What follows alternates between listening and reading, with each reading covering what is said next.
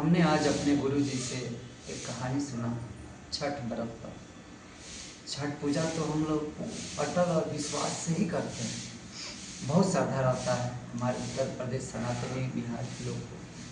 हम कहीं रहते हैं छठ पूजा पर समय से आ करते हैं और श्रद्धा विश्वास सब माता के चरणों पर रख देते हैं।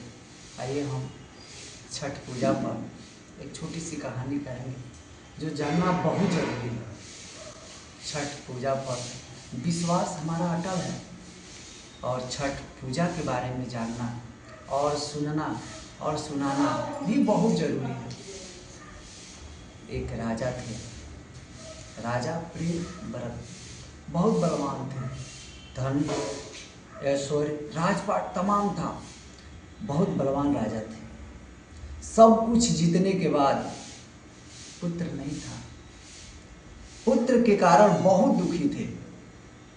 राजा ने अपने पत्नी को लेकर चले गए शमशान में जाने के बाद अपना ही तलवार निकाल कर सोचे कि मैं अपना गर्दन को काट कर यहीं मर जाऊं।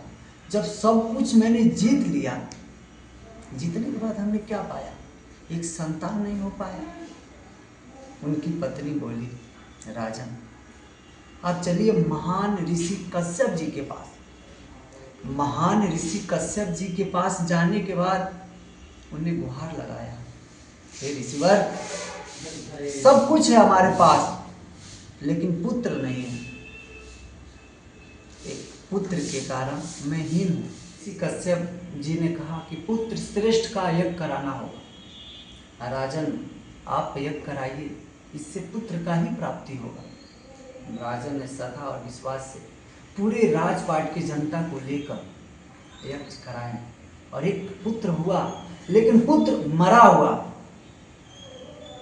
फिर कश्यप जी ने बताया कि हे राजन, माता का आराधना करें।